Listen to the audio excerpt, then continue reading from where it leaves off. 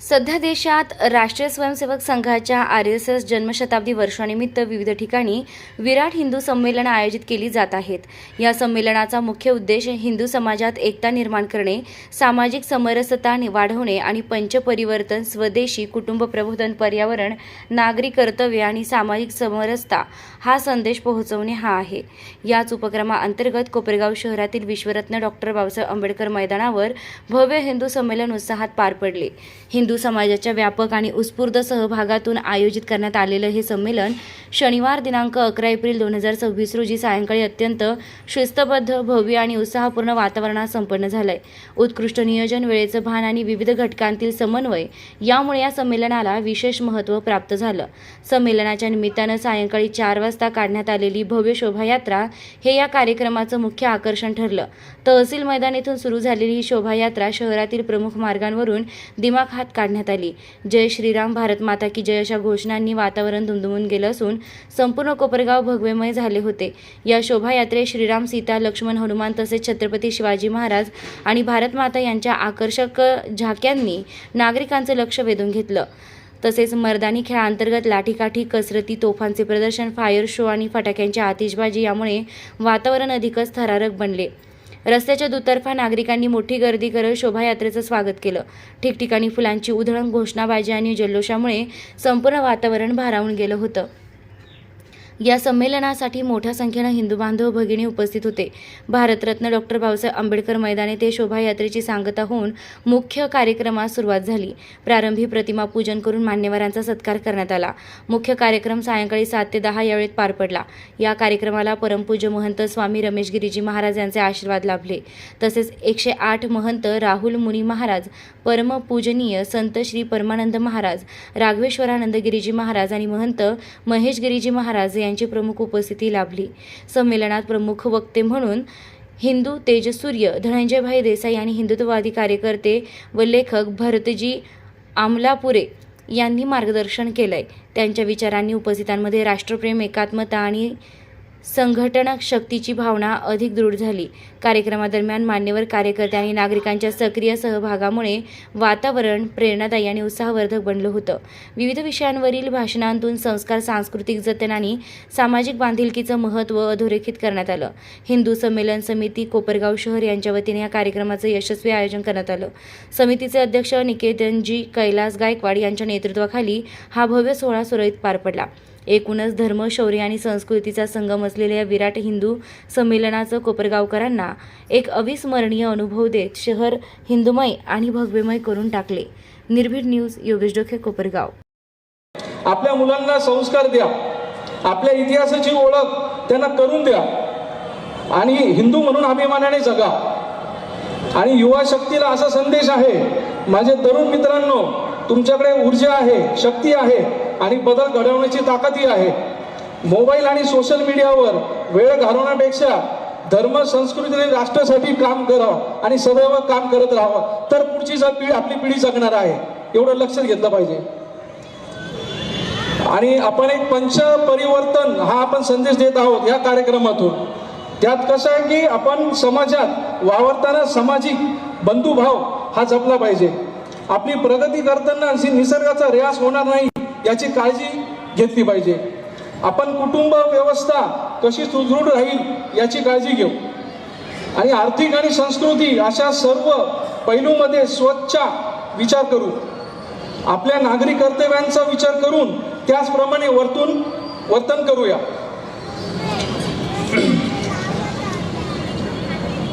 तर विशेष आता असं सांगू इच्छितो, आज ही गर्दी जमलेली आहे, याच्यात सर्वांना परिश्रम घेतलेले आहेत।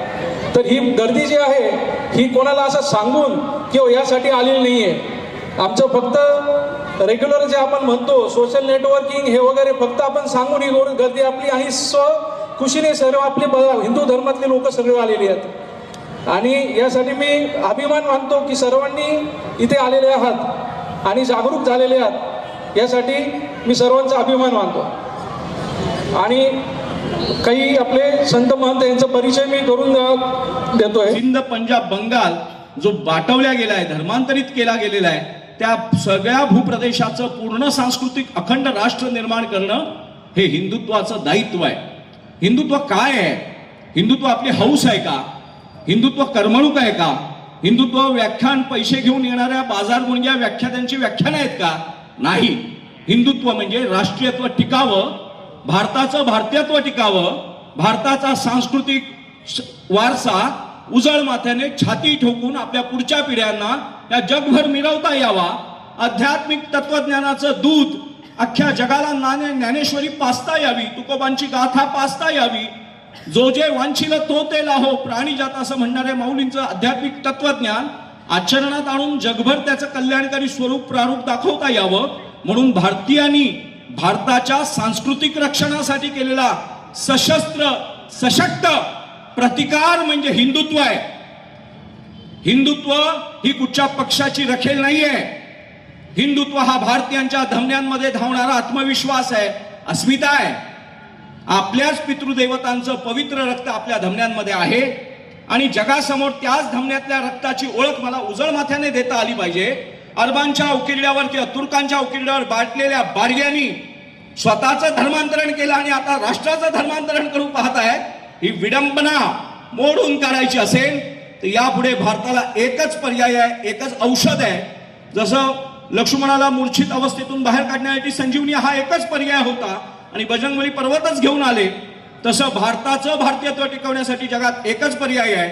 भगवान बुद्धाचं बुद्धत्व टिकवण्यासाठी, जैनांची सर्व तीर्थ टिकवण्यासाठी, शीखांचं सुवर्ण मंदिर आणि नानकाना साहेब टिकवण्यासाठी, वारकऱ्यांची पंढरपूर, 4 धाम 12 ज्योतिर्लिंग जगवण्यासाठी एकच ह्या भारतापुढे पर्याय उरलाय, तो म्हणजे हिंदुत्वाचा. हिंदुत्व ही आपली आवड नाही आहे, हिंदुत्व ही आपली विवशता आहे, नाईलाज आहे. घरात घुसलेल्या चोराला दरोडेखोराला प्रतिकार करण्यासाठी भूमिपुत्रांनी केलेला उठाव म्हणजे हिंदुत्व आहे. हिंदुत्व आपला नाईलाज आहे. मुंबईमध्ये 26/11 पोलीस मारले गेले.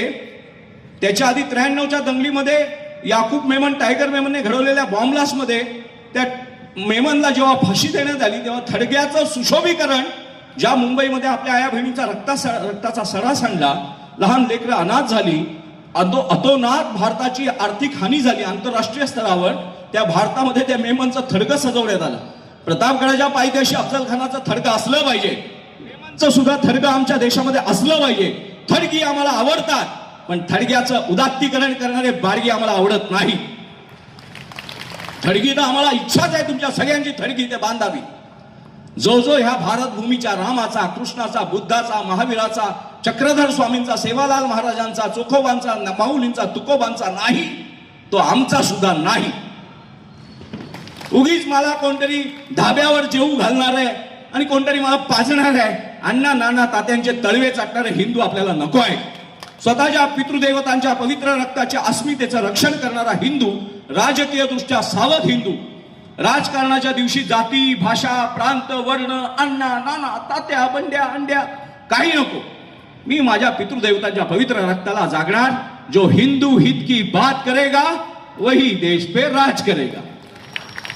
आणि मी स्वतः 96 मराठा आहे. ब्राह्मण, मराठा, वंजारी, लमाण, धनगर ही पत्रावळ्यांच्या प्रमाणपत्रांची भीक मागू नका आणि ती बघून तुमचं ओळख ठरवू नका. तुमची ओळख इथल्या ऋषी परंपरेशी संबंधित आहे. 18 पगार जातीत 12 बलुतेदारांमध्ये सुद्धा मेहतर समाज, वाल्मिकी समाजामध्ये सुद्धा वाल्मिकी झाले आणि वाल्मिकींनी लिहिलेलं रामायण आमचा आदर्श आहे. चोखोबा झाले, सेवालाल महाराज झाले, सर्व संत परंपरा 18 पगार जातीची 12 बलुतेदारांनी पोचलेला, जतन केलेला आणि प्रगल्भ संपन्न केलेला भारतीय तत्वज्ञानाचा जागतिक आविष्कार म्हणजे भारतीय धर्म आहे. ज्यांना सुऱ्या गळ्यावर ठेवल्यानंतर भीती वाटली आणि त्या गळ्यावरच्या थोड्या खाली आणि इथे खातना करा सांगून जे स्वतः बाटले आहेत, ते तुमच्या राष्ट्राला संपवण्याचे दिवा स्वप्न पाहत आहेत, दुष्ट राक्षसी स्वप्न पाहत आहेत. म्हणून आपण आज कोपरगावच्या, नगर जिल्ह्याच्या या सगळ्या भारतभरात पसरलेला आज काय ऑनलाईन झालेलं आहे, फेसबुक असेल, व्हॉट्सअप असेल, इंस्टाग्राम असेल, टेलिग्राम असेल, आपण जगभर पसरतोय. छत्रपती शिवप्रभूंना जर हे मॉडर्न लाईफ मिळालं असतं तर भारत अखंड केव्हाच झाला असता. एवढ्या दुर्गम परिस्थितीमध्ये छत्रपतींनी उभारलेला लढा तुमच्या आमच्या अस्तित्वाचं, अस्मितेचं आणि गौरवाचं कारण होतोय. दिलेला धर्मवीर छत्रपती श्री संभाजी महाराजांचं भीषण बलिदान आज आपल्या संरक्षणाचं कारण होत आहे. एका मालकाने केलेलं स्वतःचं भीषण बलिदान आज आपल्या सगळ्या भारतीयांच्या भारतीयत्वाचं कारण झालेलं आहे. आज पुन्हा इतिहास उघड होतोय. इंग्रजांची 150 वर्षाची राजवट आणि 800-900 वर्षांची मोगलांची तुकड्यातली राजवट आपल्यातल्या फुटीमुळे, उत्तर भारत दक्षिण भारत मग आपल्या राजवटींच्या फुटीमुळे मंगोलियन वंशाचे मोगल येऊन बसले आणि ते राज्यकर्ते झाले. दरोडेखोर घरात येऊन कधी राज्यकर्ता होतो काय? पण ते झाले. आणि त्या सगळ्यांच्या 800 वर्षाची मोगल सत्ता, 150 वर्षाची ख्रिश्चनांची इंग्रजी सत्ता आणि त्यानंतर 70 वर्षाची नपुंसक काँग्रेसची राजसत्ता. काँग्रेसची नपुंसक, लाबरी, लाचार, स्वतःच्या तुंबड्या भरणारी, स्वतःची जमीनदारी पोसणारी, राष्ट्रीय अस्मितेशी काही घेणं देणं नसणारी, माझा देशाचा पहिला पंतप्रधान इंग्रजांच्या योजनेनुसार, षडयंत्रांनुसार डिस्कव्हरी ऑफ इंडिया लिहिणारे नेहरू तेव्हा काय म्हणायचे? डिस्कव्हरी ऑफ इंडियामध्ये त्यांनी आत्मचरित्रात लिहिलंय की मी शिक्षणाने इंग्रज आहे, संस्काराने मुस्लिम आहे आणि जैविक अपघाताने मी हिंदू आहे. असा दुर्दैवी पंतप्रधान भारताचा पहिला पंतप्रधान झाला.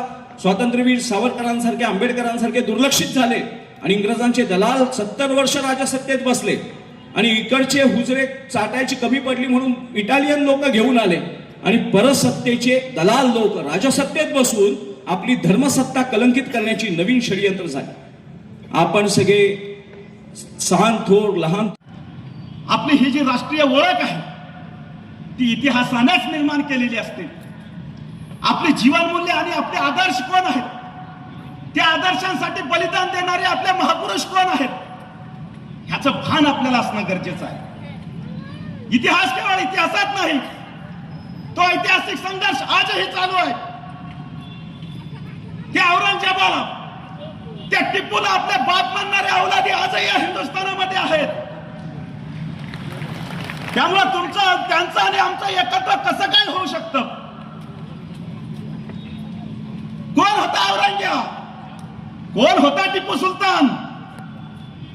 त्यांनी काय केलं ह्या राष्ट्रासाठी? त्यांचा आदर्श या देशासाठी काय असू शकतो? आपल्या देशावर झालेली इस्लामी आक्रमण, त्यांचं स्वरूप काय होतं? ते काय केवळ सत्ता गाजवण्यासाठी आले होते? केवळ संपत्तीच्या लुटीसाठी आले होते का? आजकाल अनेक तथाकथित सेक्युलर पुरोगामी म्हणवणारे आहेत या इस्लामी आक्रमणकर्त्यांना केवळ राजकीय आक्रमणे म्हणून त्यांना लिपापोती करण्याचा प्रयत्न केला जातो. ही जितकी इस्लामी आक्रमणे झाले त्या सर्वांचा मूळ हेतू एकच होता, या भारतातली प्राचीन हिंदू संस्कृती नष्ट करणे, हा समाज नष्ट करणे आणि या भारताला दारुल इस्लाम मध्ये रूपांतर करणे, हा त्या इस्लामी आक्रमणकर्त्यांचा आणि राज्यकर्त्यांचा मूळ हेतू होता. आपल्याला सांगितलं जातं छत्रपती शिवाजी महाराज हे सर्व धर्म समभाव मानणारे होते, सेक्युलर होते. कुठून काढलं हे सेक्युलर? आपल्याला सांगितलं जातं कोणता की फकीर याकूत बाबा महाराजांचा आदर्श होता, गुरु होता. आपल्याला सांगितलं जातं महाराजांच्या सैन्यात 57% मुसलमान होते, कितीतरी अंगरक्षक मुसलमान होते.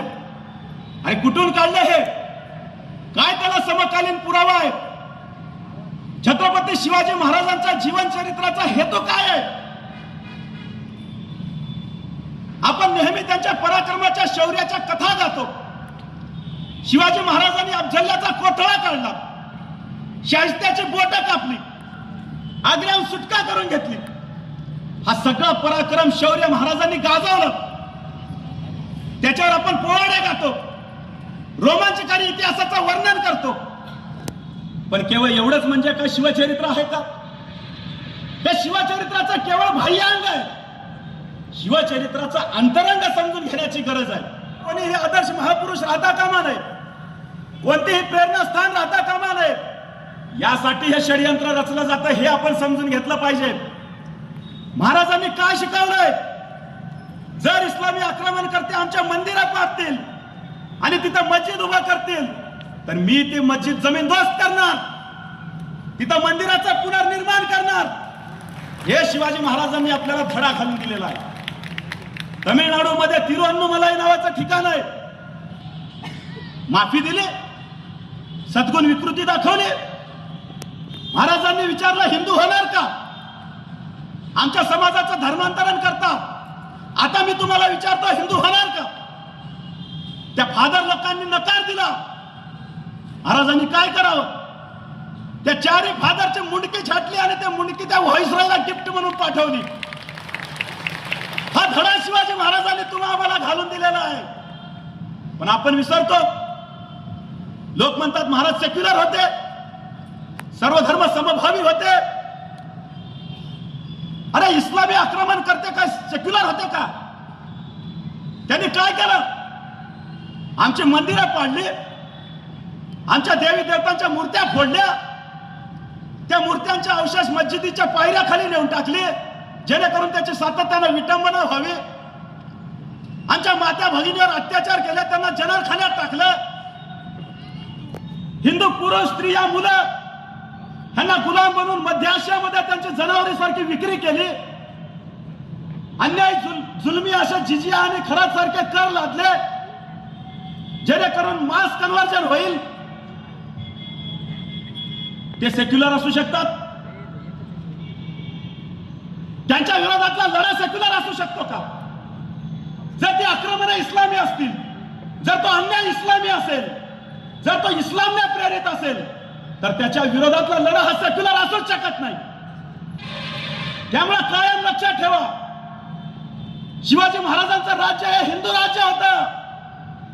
ते हिंदू समाज आणि संस्कृतीच्या रक्षणासाठीचं हिंदवी स्वराज्य होतं. हे पक्का लक्षात ठेवा, भ्रमित होऊ नका. पुढे काय झालं? आज जो आपल्याला भारत दिसतोय कशामुळे शिल्लक राहिला? स्वराज्याचं साम्राज्यात रूपांतर झालं म्हणून आज हा हिंदू भारत शिल्लक आहे म्हणायला लागले. पाकिस्तानच्या मिसाईलची नावं काय आहेत? गजनी, घोरी, बाबर, औरंगजेब. कारण ते त्यांचे आदर्श आहेत. जर इथले जिहादी लोक त्यांनाच आदर्श मानत असतील तर पाकिस्तान मधला मुसलमान आणि भारतातला मुसलमान ह्याच्यात गुणात्मक काय फरक आहे? तुम्ही कशा वेगळे आहात? तुमचे आदर्श एपीजे अब्दुल कलाम होऊ शकत नाहीत, अशफाकुल्ला खान होऊ शकत नाहीत, हमीद दलवाई होऊ शकत नाहीत. पण नाही, तुम्हाला बाबर लागतो, तुम्हाला तैमूर लागतो, तुम्हाला अल्लाउद्दीन खिलजी लागतो, तुम्हाला टिपू लागतो. आपल्या इथं एवढी हिंदू धर्माचे काम करून असताना सुद्धा आपले तर 4-5 मुद्दा आहेत. आपला ते मुद्दा तुमच्या समोर मांडतो आणि मुद्दा मांडल्यानंतर तुमच्या गावाकडून आम्ही एकच आशा करून जातो की ही मुद्दा जे मांडतोय ते तुमच्या गावातल्या सर्व लोकांनी मानून ते मुद्दा पूर्ण करावं. आज आपल्या इथं आपण आपल्या गायीला राष्ट्रमाता मानतो, तिला राष्ट्रमाता मानतो, तरीही टेम्पूच्या टेम्पू भरून आपल्या तालुक्यातनं कत्तलखान्यासाठी जातात. मग एवढं जर आपण मानतो तर आपल्या तालुक्यातून आपल्या गावातून कत्तलखान्यासाठी का जातात टेम्पो? मग ही कुठं तर थांबलं पाहिजे. पण हे थांबवणार कोण? हे सगळे तुम्हीच थांबवू शकता. आपल्या आपल्या गावातनं गोरक्षक तयार असं झालं पाहिजे की एकही गाडी आपली कत्तलखान्याला नाही गेली पाहिजे. कारण आपल्या आई समान आपल्या गाईला मानतो, आपण राष्ट्रमाता दर्जा देतो, तरी पण तिच्या समोर आपल्या समोर अशा गाड्या कत्तलखान्याला जातात. ही गाड्या गेल्या ना पाहिजे त्या. ह्यासाठी गावातल्या एक व्हावं लागणार आहे. आणि ह्याच्यासाठी तरुण पिढी जी आहे ना, ही तरुण पिढी एक होणं गरजेचं आहे. आणि तरुण पिढीला गावातल्या सर्व माणसांनी प्रोत्साहन देणं गरजेचं आहे. हा एक मुद्दा तुमच्यासाठी सगळ्यात महत्वाचा आहे. दुसरा म्हणताल, आपली हिंदू धार्मिक स्थळं असतील, मंदिरं असतील, आज आपण बघतो आपली जशी पहिली हिंदू धार्मिक स्थळ धार्मिक मंदिरं होती तशी आजकाल राहणा झाले ते. तर ही धार्मिक स्थळ आणि धार्मिक मंदिरं वाचवायचं काम असेल तर सगळ्यांचं काम आहे गावातल्या वाचवायचं. आपल्या इथं पुरातन एवढी मंदिरं आहेत, एवढी धार्मिक स्थळ आहेत जे आपण विचार बी करू शकत नाही. एवढी आपली मोठी मोठी इतक्या खूप दिवसाची आहेत. तर ह्यांना जर कोणाचं वाचवायचं काम असेल तर सगळ्यांनी मिळून ती धार्मिक स्थळ वाचवली पाहिजेत. दुसरं असेल तर आज आपल्या हिंदू धर्मामध्ये तरुण मुलं भरपूर आहेत आणि तरुण मुलांनी व्यवसाय करावा. आपण जे काय खरेदी करणार आहोत, आपण कुठलीही वस्तू खरेदी करू द्या, आपल्या हिंदू दुकानातून खरेदी झाली पाहिजे. ही सगळ्यांसाठी महत्वाची गोष्ट आहे. काय होतं, एखाद्या वेळेस काय घरच्याने आणायला सांगितलं की माणूस जातं आणि वेळ कमी पण ठरवतं की मी आपल्याच हिंदू धर्मातली दुकानातून खरेदी करणार, पण वेळ कमी असली की दुसऱ्या दुकानात जातं. असं नाही जमलं पाहिजे. एक ठाम निर्णय झाला पाहिजे की मी आजपासून जी बी वस्तू खरेदी करेन ती माझ्या हिंदू धर्मातली जी दुकानं आहेत त्यांच्या दुकानातून खरेदी करेन. ही सगळ्यांनी ठाम निर्णय घेतला पाहिजे. आणि दुसरी गोष्ट, आपला एवढा पवित्र धर्म आहे की आपल्या पवित्र धर्माला कुणाची ताकद सुद्धा नाही की बदनाम करण्याची. अशी किती तर जाती वृत्तींची लोक होऊन गेली की आपल्या धर्माला बदनाम करण्याची, पण कुणाच्या आजपर्यंत चाल झाली नाही पाहिजे. हे होतं कशामुळं? आपल्या घरातील एक पोरगा असा हिंदू धर्माच्या रक्षणासाठी तयार करा की आपल्या घरातील एखाद्या वडिलाला 4 मुलं असतील, एक जाऊ द्या ना मुलगा हे धर्मासाठी काम करते, काय अडचण आहे. पण जर घराघरातला प्रत्येक एक मुलगा धर्मासाठी काम करणारा तयार झाला ना, तर लोकांचे, नालायकांचे, आपल्या जादूवृत्तीचे लोकांचे आपल्या धर्मावर कुठली टीका करण्याची किंवा कुठली काडी करण्याची ताकद नाही झाली पाहिजे. त्यासाठी प्रत्येक घरातून एक मुलगा का असना धर्मासाठी तयार व्हा. आणि आपल्या धर्मातल्या मुलांना व्यवसाय चालू करून द्या. काही मोठी लोक असतील इथं सगळेजण बसलेले आहेत, काही जणांची व्यवसाय टाकायची ताकद नसते, पण त्याची व्यवसाय चालू करायची ताकद असेल तर सगळ्यांनी मदत करा. आपल्या इथं फक्त हिंदू धर्माच्या मुलांची हिंदू दुकानं चालली पाहिजे, हा एक संकल्प आज इथं झाला पाहिजे. दुसरी गोष्ट, लव्ह जिहाद. प्रत्येक मुलीला माहित आहे की आपल्याला कुठं तर फसवलं जातंय, तरी मुलगी शेजारच्या गावात लव्ह जिहादचा प्रकार घडला तर दुसऱ्या गावात ऐकू येतोय, तिसऱ्या दिवशी तिसरंच कुठे तर घडतोय. मग सगळ्यांना माहित आहे ही प्रकार चुकीचा घडतोय, तरी पण ही प्रकार का घडतोय? कुठं तर त्यांचं संस्कार कमी पडतात. त्या मुलीला शिकवा की आपला हिंदू धर्म काय आहे, किती पवित्र आहे, किती ताकदवान आहे. कारण कुठं तर आपले संस्कार कमी पडतात आहे, म्हणून हे असं प्रकार घडतात आहे. कारण एक प्रकार घडला तर दुसरा प्रकार घडायला नाही पाहिजे, तरी गावागावात हे लव्ह जिहादसारखं प्रकार घडतात आहे. तर हे कुठं तर थांबवण्याची गरज आहे. दुसरी वेळ कमी दिलेला आहे म्हणून कोपरगाव वासियांना विराट हिंदू संमेलनाचं आमंत्रित केलेल्या सर्व बांधवांना धन्यवाद देतो की आपण या संमेलनाला बहुसंख्येने उपस्थित राहिले आणि संयोजक आयोजकाचे विचार आपण ध्यानात ठेवून आणि आपलं जीवन आपल्या मुलांना सुसंस्कृत असं जीवन जगण्याचा संदेश, संकेत आणि आपण या धर्माची जोपासना करणं हा आपलं आद्य कर्तव्य आणि त्या कर्तव्याची जाणीव या ठिकाणी आपल्याला दिलेलीच आहे. मग ती जाणीव ठेवून, एक जबाबदारी ठेवून आपण ही वाटचाल करायची आहे.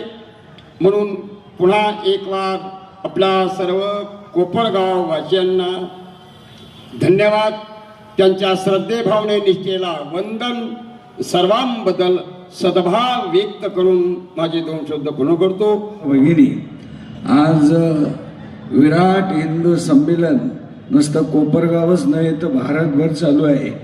आणि भगवान परमात्म्यांना प्रार्थना करू, प्रभू रामचंद्रांनी अवतार घेऊन धर्माचं रक्षण केलं, भगवान गोपाल कृष्णांनी अवतार घेऊन धर्माचं रक्षण केलं, त्याचप्रमाणे छत्रपती शिवाजी महाराजांनी अवतार घेऊन धर्माचं रक्षण केलं. परंतु गुरु परंपरा ही अनादी कालापासून आहे. रामदास स्वामींच्या सर्व राज्य शिवाजी महाराजांनी अर्पण केलं आणि रामदास स्वामींनी सांगितलं, महाराज आता हे राज्य माझं म्हणून तुम्ही चालवा. तेव्हापासून तो भगवा उंचावलेला आहे. तो आज चंद्रसूर्य आहे तोपर्यंत हा भगवा अमर राहावो आणि हनुमान दादासारखं कार्य सगळ्यांच्या हातून व्हावं. हीच भारत माता ही महान आहे. कारण भारत मातेमध्ये जेवढे संस्कार आहे, भारत मातेमध्ये जेवढा आदर आहे, जगातल्या कुठल्याही देशामध्ये एवढा आदर नाही आहे. म्हणून भारत माता आहे, ज्यांना मातेचे आशीर्वाद आहे ते जगात पूजनीय आहे, वंदनीय आहे. म्हणून आपल्या सर्वांना या कार्यक्रमाचं सुंदर असं नियोजन आयोजन ज्यांनी केलं, या कार्यक्रमाला उपस्थित राहून आपल्या या धर्माची मान आपण सर्वजण उंच करत आहोत. देव हो, देश को तीन सजावत आहे, सती संत आणि शूर वीर. आणि म्हणून आपल्या सर्व उपस्थितांचं एकदा टाळी वाजून अभिनंदन करू, सर्वांना धन्यवाद देऊया. आणि ज्यांनी या कार्यक्रमाचं नियोजन आयोजन केलंय त्यांना धन्यवाद. रामकृष्ण हरी. बोला. सूर्योदयाला आणि सूर्यास्ताला शुद्ध गाईच्या तुपाचा नंदा प्रज्वलित केला जावा, थोरा मोठ्यांना वंदन केलं जावं, इष्ट देवतेच्या प्रतिमेचं पूजन व्हावं, शेजार पाजाऱ्या बंधू भगिनींच्या अडीअडचणीमध्ये एकामेकांना साथ द्यावी आणि एकामेकाच्या हाताला धरून एका राष्ट्र निर्मितीमध्ये आपल्या 24 तासातील 21,600 श्वासांपैकी काही श्वास समर्पित करावेत. आताच बाबाजींनी सांगितलं, राष्ट्रीय स्वयंसेवक संघ असेल अथवा बजरंग दलाचा कार्यकर्ता असेल, आपलं नैमित्तिक निर्वहित जीवन जगत असताना आपल्या व्यक्तिगत कुटुंबाच्या पेक्षा तो सामाजिक आणि राष्ट्रीय कुटुंबाला अधिक वेळ देतो. ही बाब अधोरेखित करण्याची आहे. आणि म्हणून केवळ या धर्मसभेमध्ये घोषणा देऊन चालणार नाही, धर्माचरण करावं लागेल. आणि ते धर्माचरण करण्याचा संकल्प करण्याची विनंती आपण सर्वांना या ठिकाणी करतो. संयोजकांनी आयोजकांनी भारदस्त असं ही विराट हिंदू संमेलन या ठिकाणी आयोजित केलं. प्रत्येकाच्या आत सुप्त असणारी ही राष्ट्रभक्ती आपल्या आजच्या आयोजनाने निश्चित प्रज्वलित झाली. उभा साधू समाज ज्यांनी आपलं जीवन केवळ या धर्माचरणासाठी, या धर्माच्या स्थापनेसाठी, या धर्माला प्रज्वलित करण्यासाठी वाहिलेला आहे, हा अखंड साधू समाज आपल्या सर्वांच्या अखंड पाठीशी राहील आणि या राष्ट्र निर्मितीच्या आणि भारत मातेच्या पूजनामध्ये आपला प्रत्येक श्वास अर्पित करील, हीच ग्वाही या ठिकाणी देतो. आणि पुनश्च एकदा संयोजकांचे या ठिकाणी अभिनंदन करून भारत माते की. आवाज कोपरगावकरांचा वाटला नाही. भारत माता की.